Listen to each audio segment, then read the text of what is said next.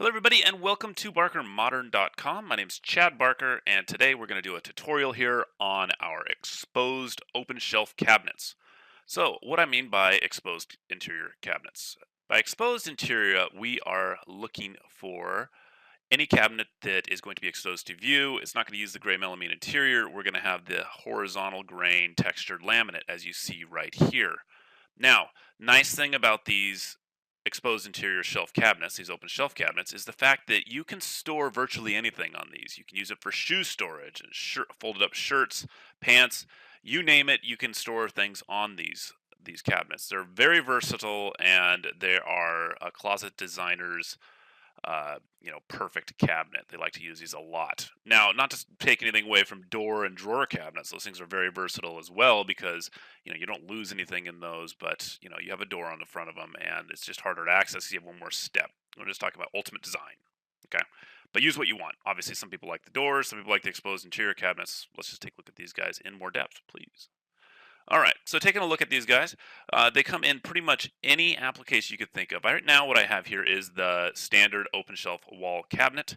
I have it at our standard 17-inch depth, sorry, 17 and 13/16, and I'll show you why it is not 17. Notice right here it's 17 and 13/16, but say you wanted to place that cabinet, this exposed interior cabinet, next to a wall cabinet. Well, we can always knock this thing back. Let's just say, for example, we ordered it at 17. Now you have a gap right here. The door and then the face of this closet, exposed open shelf cabinet is now set back. Our cabinets are designed to have a more flush appeal. So when you get these, they look like this. And let's just open these guys up just a little bit so you can see exactly what I'm talking about.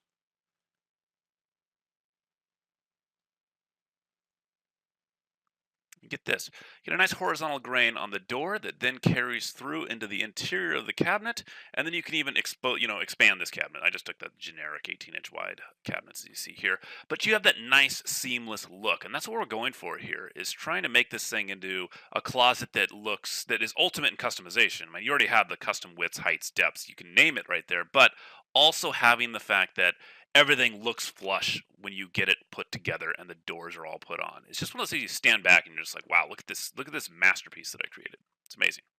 All right, so that's pretty much the exposed open cabinet. You can do this cabinet very wide, actually. So let's just say we wanted to go all the way up to 48 inches in width, and we can go all the way up to about 80 inches in height and still maintain the option of having vertical or horizontal grain. And it does automatically come with more shelves. So obviously, a cabinet that size would come with this many shelves roughly.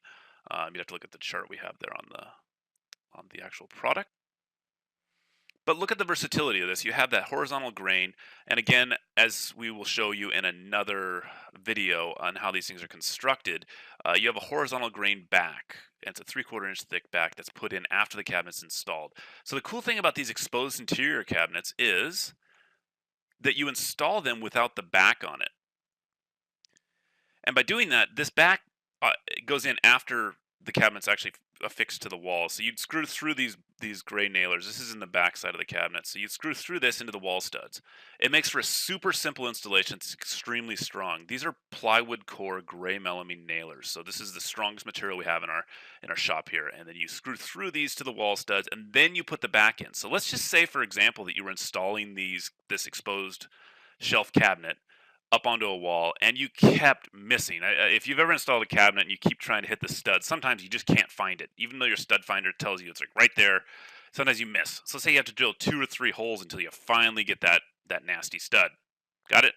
You go over here and all of a sudden you don't have 3 holes glaring you right in the face of that mistake forever to come, in the future of the closet, because you're drilling just through the nailer here and back into the studs. You can then put the back in, which is 100% pristine. There's no holes in it because you don't have to put holes into it until you've actually, put that back into place. So the nice thing is that back pops forward or back. And then you put your shelves in and it's all, held in there. So what I always recommend is, hey, just pin nail the back into place. You don't need a lot of support there because it's a big heavy back. It'll sit in there. So use glue or a screw or whatever you want. But the idea here is to make it so that when you look at the front, you have a nice and clean back with no nail holes in it. I mean, that's pretty cool. You can even put a piece of trim at the top if you don't want to touch the back and have it to the point where it's free floating, which is also recommended. So that's pretty neat. So that's that one cabinet. Now let's take a look at it. You say, what else can you really do with these guys? Well, let's just say that we wanted to make. I'll have a lot of people that ask me. They say, hey, you know what I'd really like to do? I'd like to get a shoe shelf. So let's just throw these guys up here on the wall real quick. And let's pull out the other cabinet here. It's the open wall cabinet with no shelves.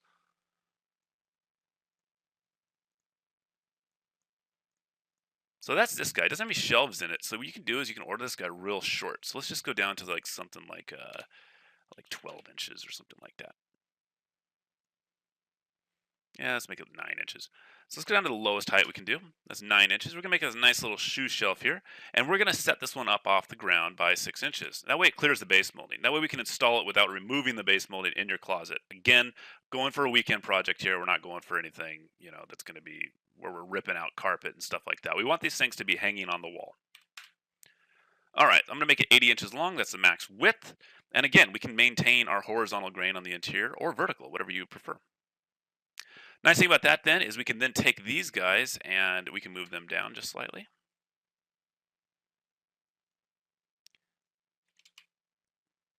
And what we have here now is a whole bunch of different cabinet combinations that you can see how they would look.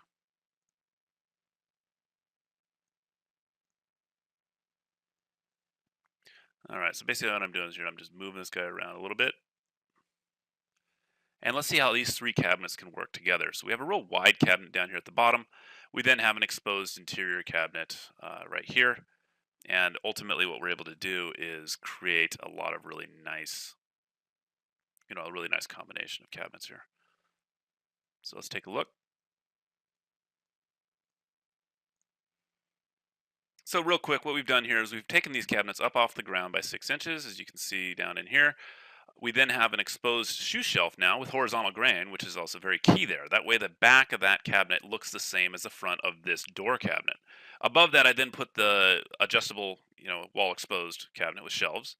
And you can basically mix and match these things like Legos. That's the idea behind the design of our platform, of our Barker Modern Closet platform, is the fact that you can do anything you want. If you want to make these cabinets taller, for example, like you want to take this guy, you want to make it up to 48 inches tall. I mean, technically you can go, let's go 80. Let's go all the way up to the ceiling. Obviously, I wouldn't recommend going that high, so let's bring it down 3. I always like to leave 4 inches above the cabinets to the ceiling if you go to the ceiling. That gives you plenty of room just in case something happens. Again, more shelves will be added to this wall cabinet. But you can kind of see where we're going with this and like what we can do.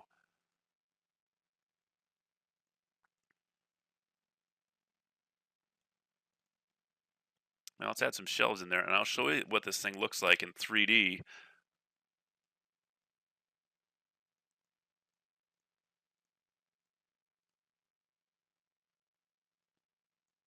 You can kind of see just how much you can how much versatility you have here.